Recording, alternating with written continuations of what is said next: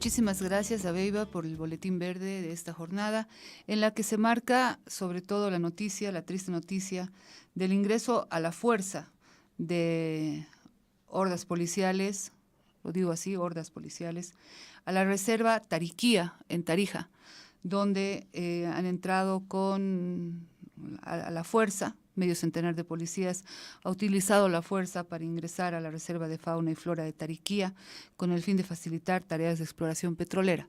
Como ustedes saben, esta es una área protegida, una más de las que lamentablemente se están violando para diferentes objetivos, otros proyectos que están rompiendo todo lo acordado en la Constitución. Respecto a la Constitución, también, como les decía hace un momento, el uso de los transgénicos que ha sido aprobado y que de acuerdo al ministro Luis Alberto Sánchez, ministro de Hidrocarburos, va a beneficiar altamente a los soyeros, también está en contra de la Constitución Política del Estado. Quiero hacer una pausa y enseguida regresamos con más de Onda Verde.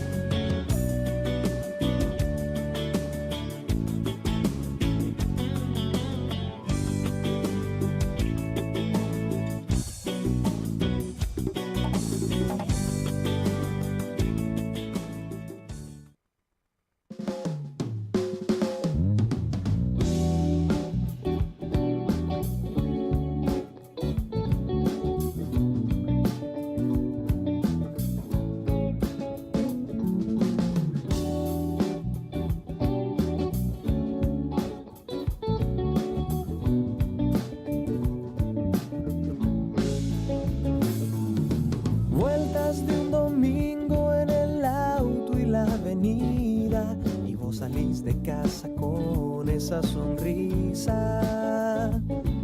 Hay 29 grados, unas cervezas y tus amigas. Nos encontramos entre tanta algarabía.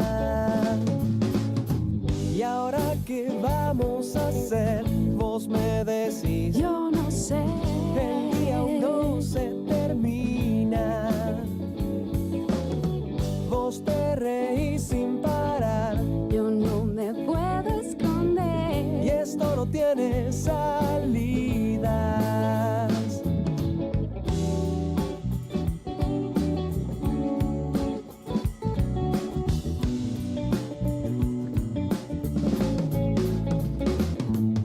La gente pasa y pasa y la conversación me inspira.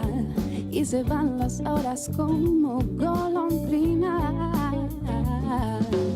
Son las 7:30, el sol se va y vos me miras. Y de repente todo se ilumina.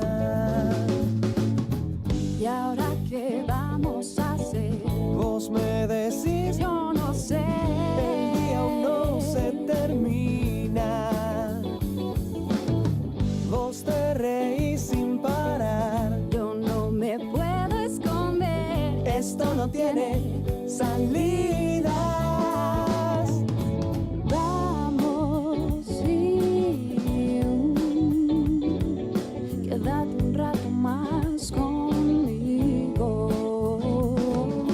Dale, que no se acabe el domingo.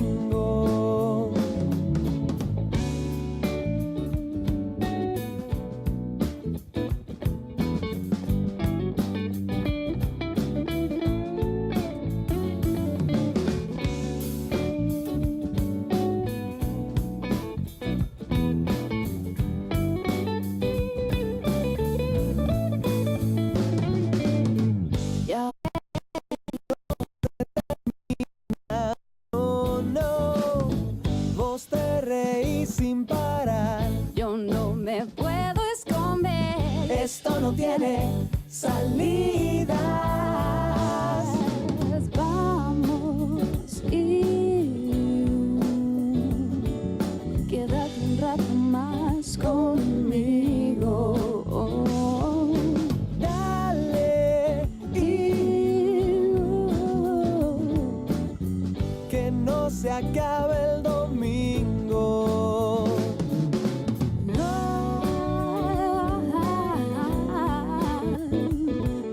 Quédate un rato más aquí conmigo.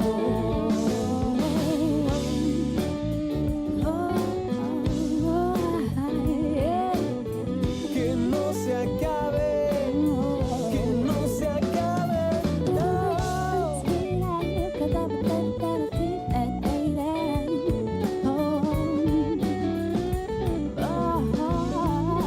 la,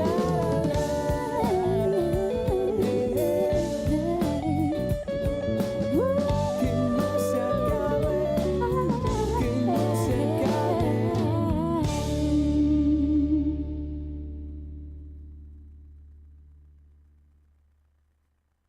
Enseguida volvemos con Onda Verde, un programa de periodismo ambiental.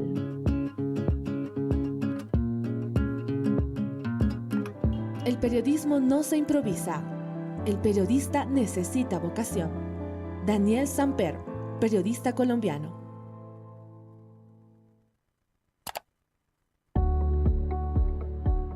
Artículo 8 de la Ley de Imprenta vigente desde 1925. El secreto en materia de imprenta es inviolable. Conocer y aplicar la ley es nuestro deber. APLP Radio, Voz del Periodismo.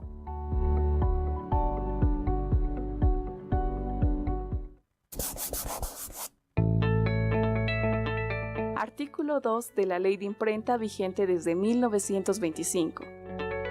Son responsables de los delitos cometidos por la prensa o por cualquier otro modo de exteriorizar y difundir el pensamiento los que firmen como autores una publicación, los directores de diarios, revistas y publicaciones periodísticas y los editores.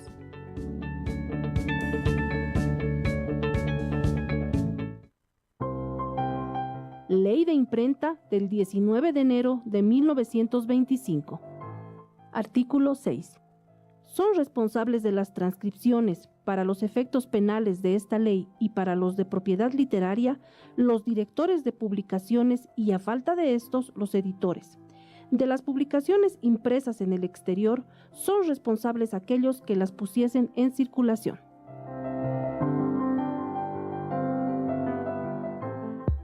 Continuamos con Onda Verde, un programa de periodismo ambiental.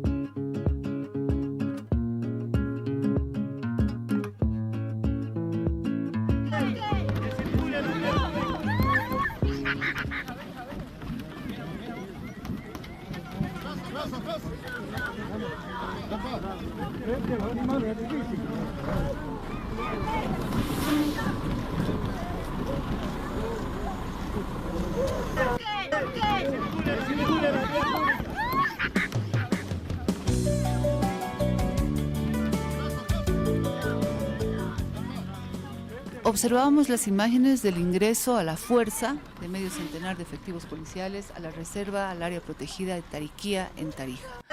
Buenas tardes, Patricia Molina, OMADE, Foro Boliviano de Medio Ambiente. Muchísimas gracias por estar aquí. Ya eres una casera. Quería preguntarte, antes que nada, ¿qué opinas de este avasallamiento que está haciendo el gobierno a esta nueva área protegida? Buenas tardes, Moni, y buenas tardes a todos tus oyentes. Es fatal, es una imagen espantosa de, supongo que de un estado de desesperación, ¿no? Desde el Estado, ¿no? Y de avasallamiento, pero sobre todo además, ¿dónde está este otro desarrollo posible solamente pasado al extractivismo y en este caso ni siquiera a algo seguro, ¿no? Es lo mismo que cuando ocurría la campaña Amazonía sin petróleo, de la cual fuimos parte, tratamos de evitar el ingreso a la Amazonía para exploración. Les decíamos, están gastando una cantidad de dinero en el caso de aquí del norte de La Paz, que es similar a lo que les ha costado las refinerías que se compró Petrobras, que finalmente era algo seguro. Durante la guerra del gas se dijo que se tenía que recuperar los líquidos que prácticamente se regalan con las exportaciones de gas. Esa era una de las demandas más fuertes de la guerra del gas. Y eso es una apuesta segura porque los líquidos están ahí, no los tienes que buscar para saber si hay o no hay. Todo el dinero de la apuesta del norte de La Paz se perdió porque no hay ningún resultado. Y muy poco se ha hecho en las plantas separadoras de líquidos.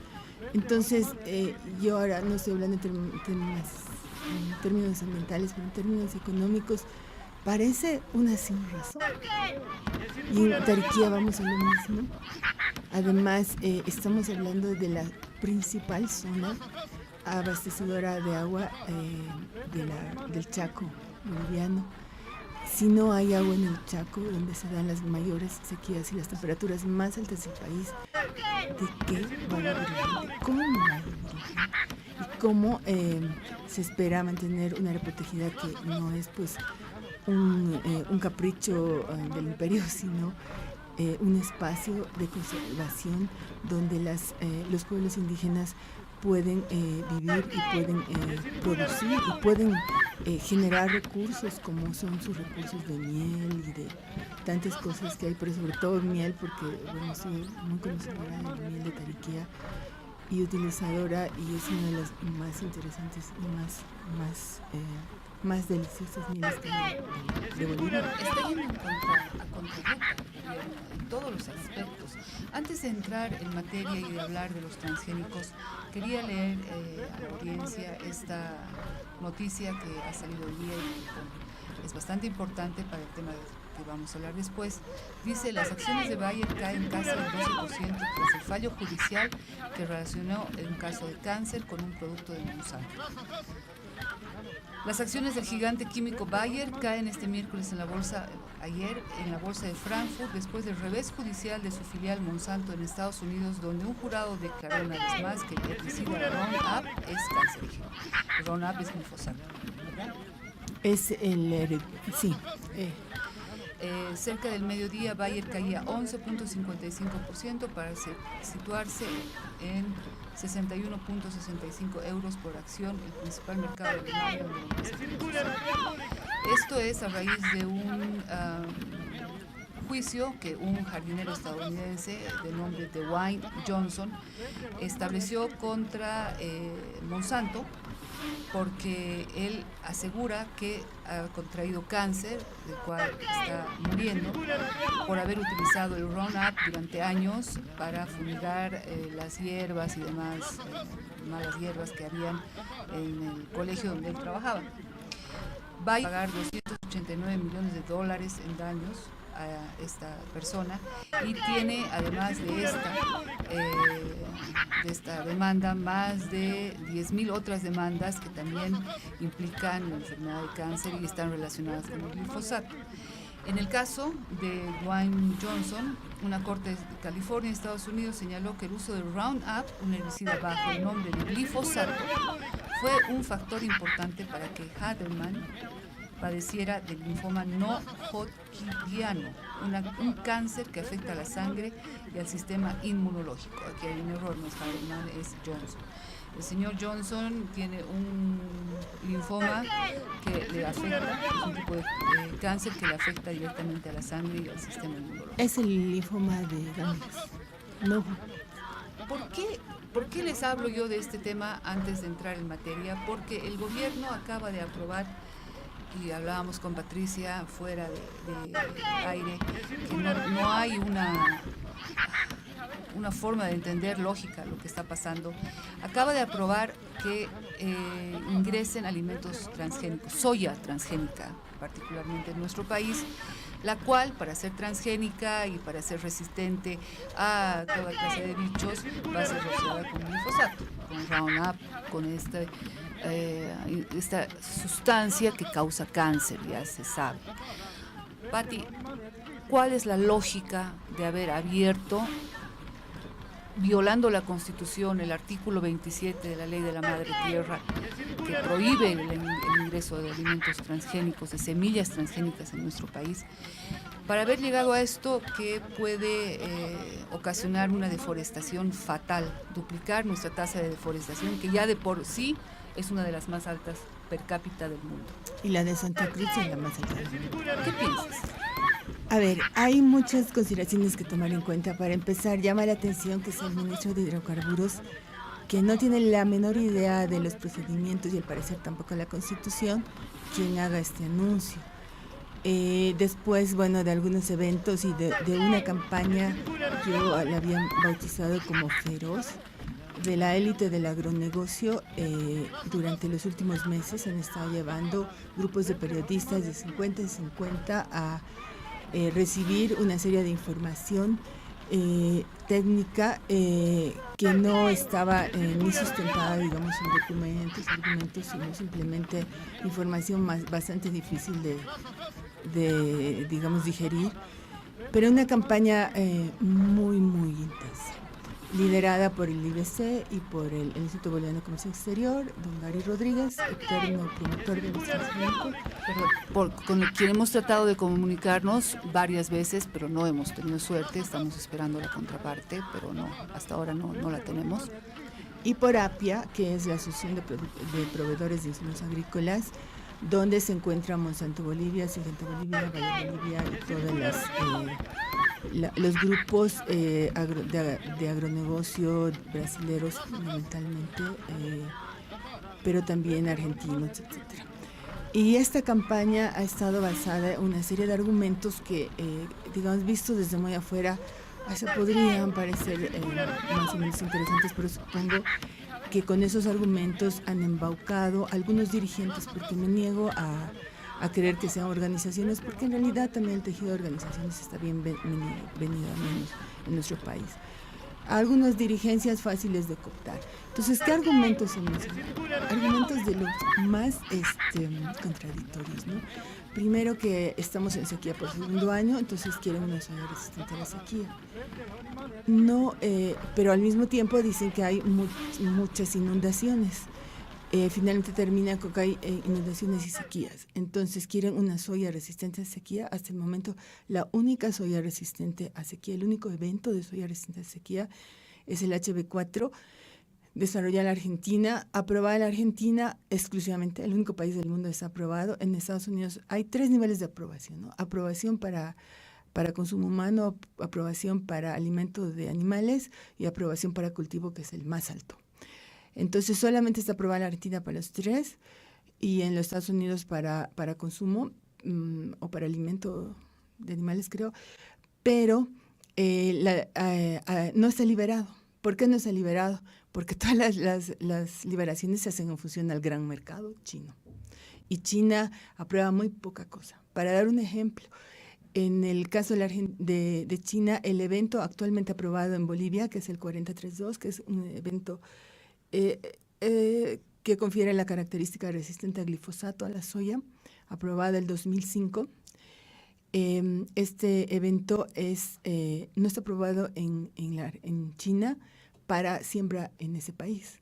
Entonces, países como China, Irán, Cuba, casi no tienen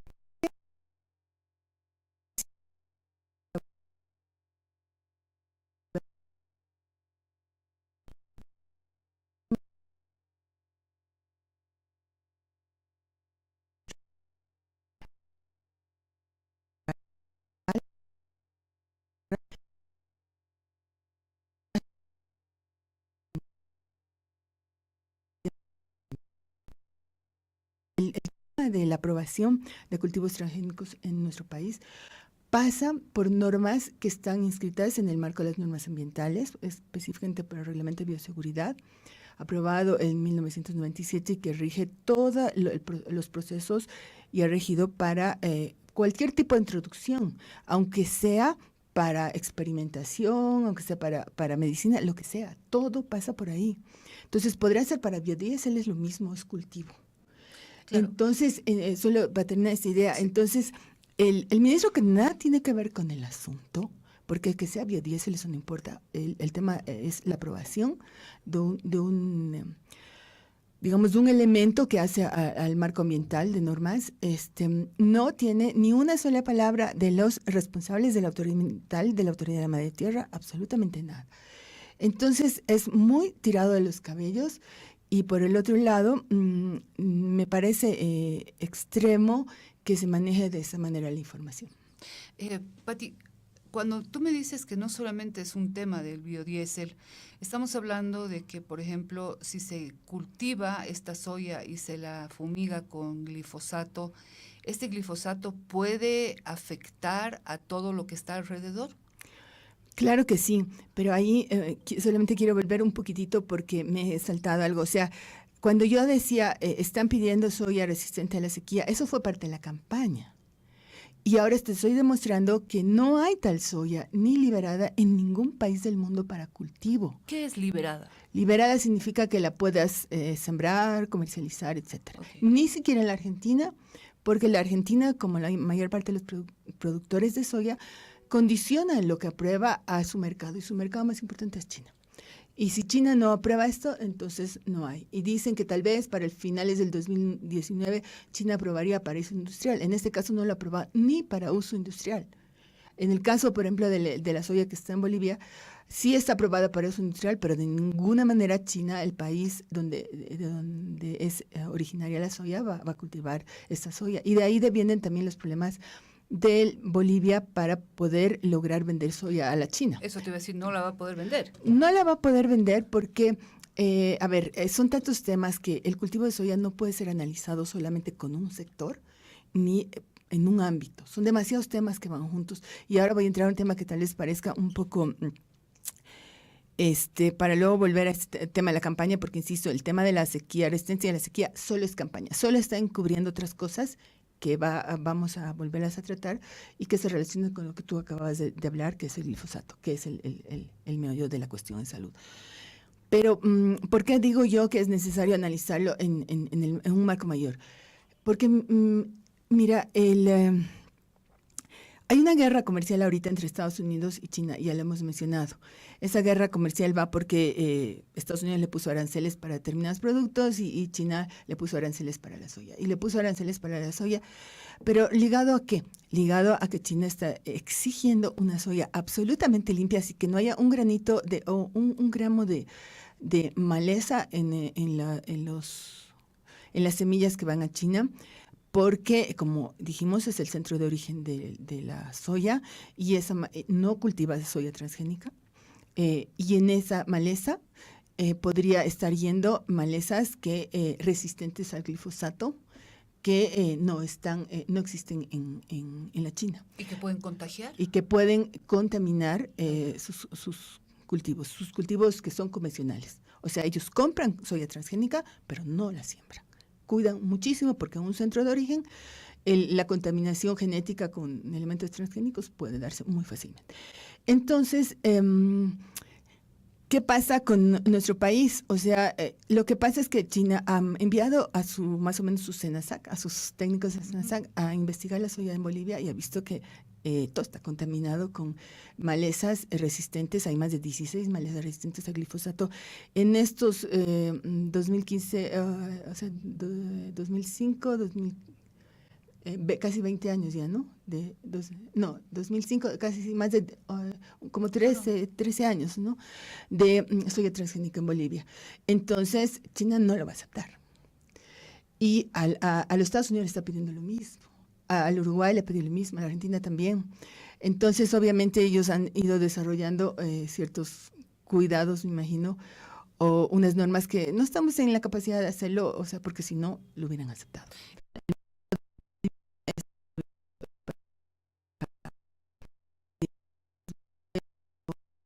Que no produce algo Ecuador.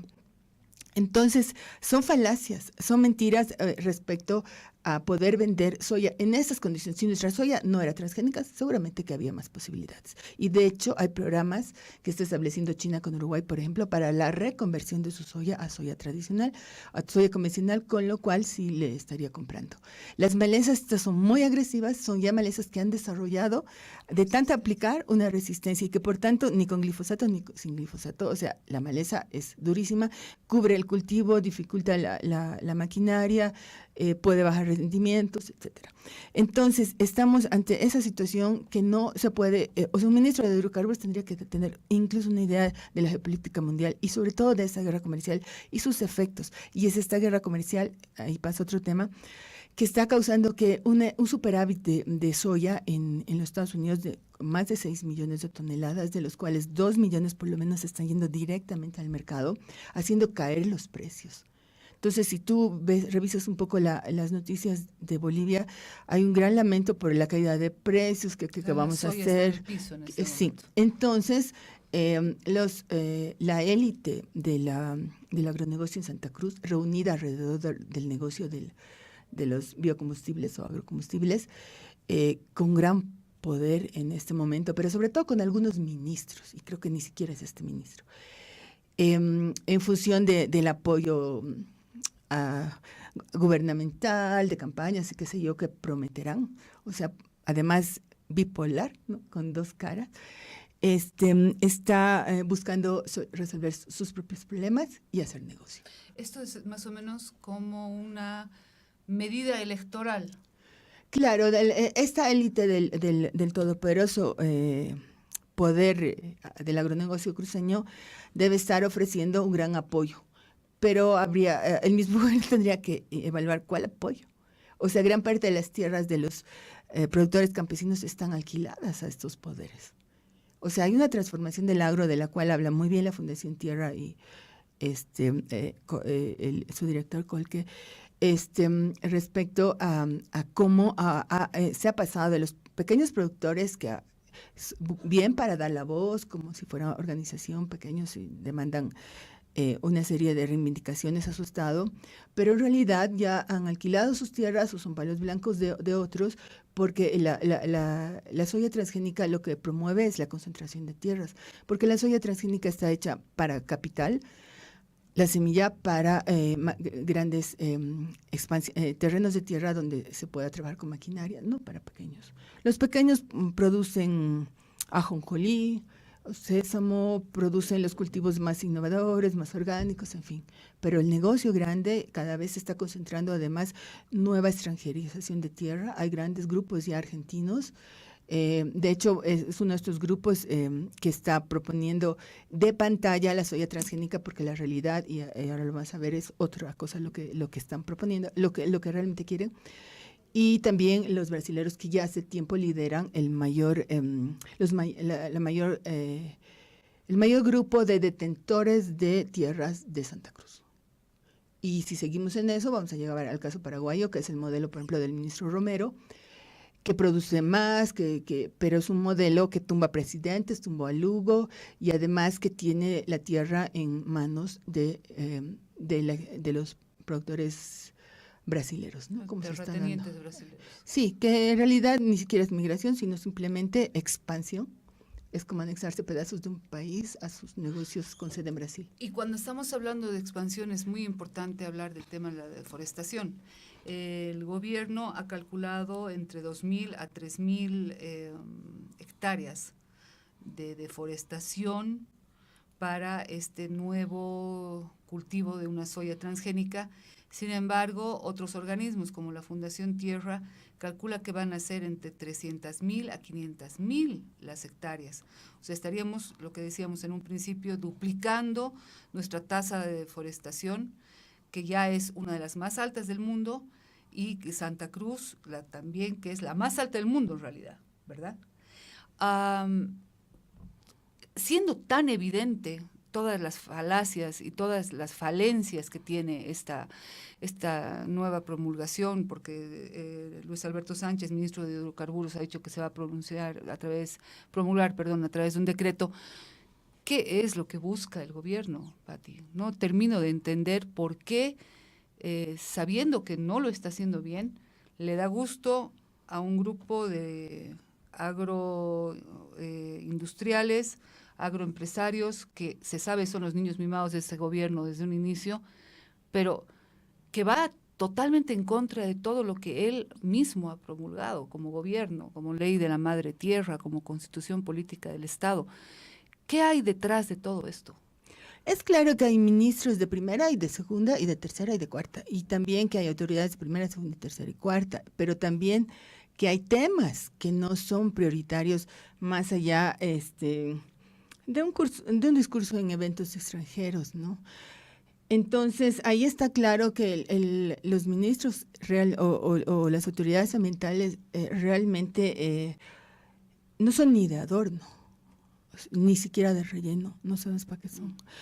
Entonces, este ministro que habla de promulgar un decreto, y yo insisto, no tiene la menor idea de la estructura legal del país, de los cambios legales, de la ocurrencia de normas no solamente prohibitivas, sino de procedimientos establecidos, derogados, o sea, no derogados para este tipo de introducciones que tienen un tratamiento especial, que tienen convenciones especiales, como la de bioseguridad, y que han generado normas regionales, internacionales y nacionales, específicamente porque están sujetos a consideraciones diferentes. O sea, no es como decir voy a importar, qué sé yo, papitas fritas.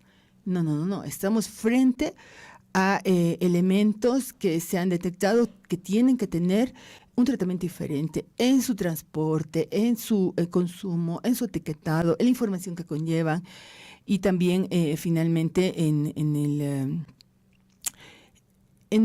finalmente cuando son para consumo final o otros consumos. Entonces, esos tratamientos atingen a todo lo que es organismos genéticamente modificados, sean esos, aunque sea para plantas de jardín.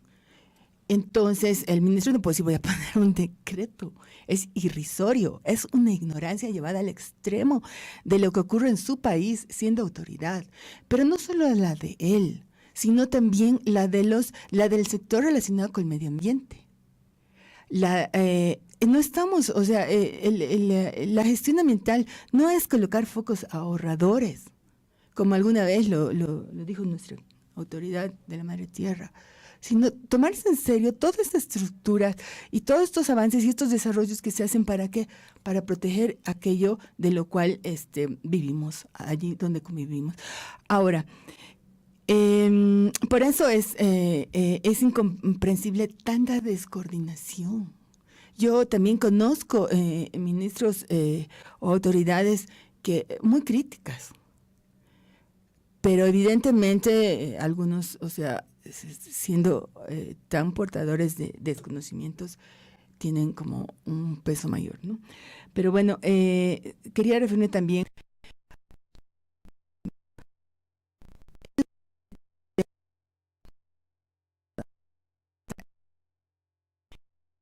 eventos apilados, como le dice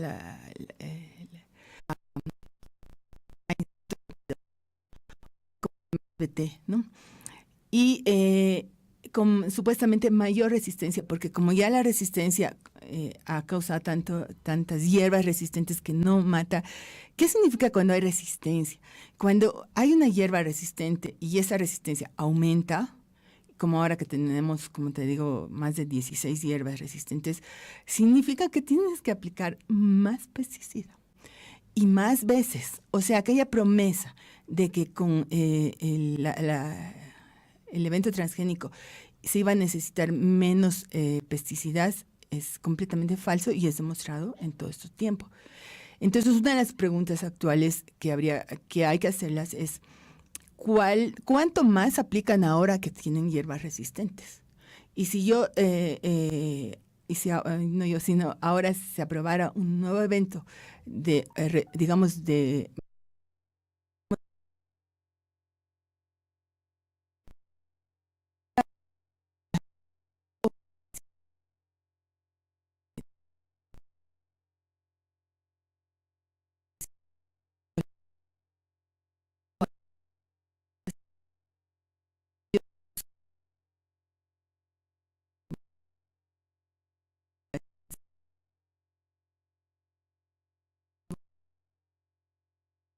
desarrollado, se quiso probar, pero bueno, ahí las resistencias que se hicieron lograron frenarlo.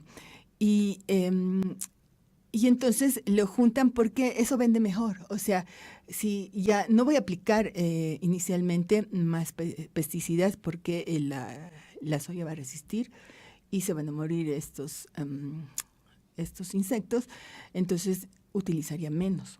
Pero acá hay un pero bien grande.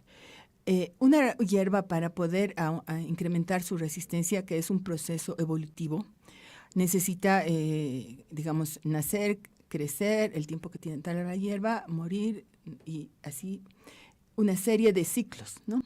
Entonces es más lento. Un insecto necesita días, a veces 20 días, a veces dos, ¿no? O sea, dependiendo del insecto, un mes, o sea, en ese plazo se está reproduciendo. Por tanto, la resistencia de insectos es muchísimo más rápida. ¿Y a qué lleva la resistencia en insectos? A que las aplicaciones de insecticidas sean mucho más intensas. Entonces, la resistencia a insectos es una de las cosas más rápidas de generar, aún más rápidas que en hierbas, y implica pesticidas. ¿Y qué pasa en el caso de los seres humanos en el contacto con el glifosato?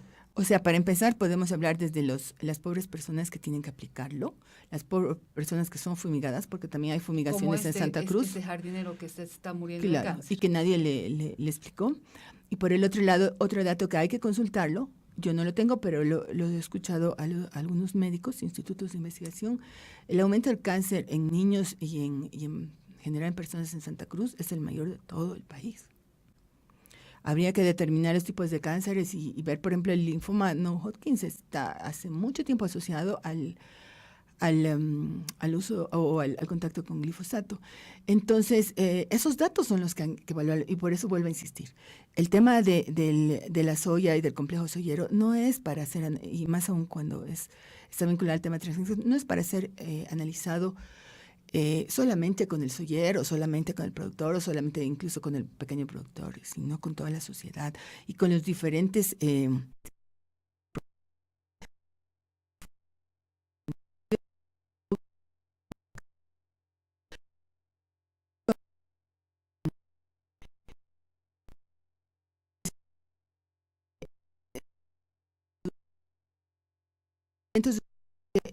su estrategia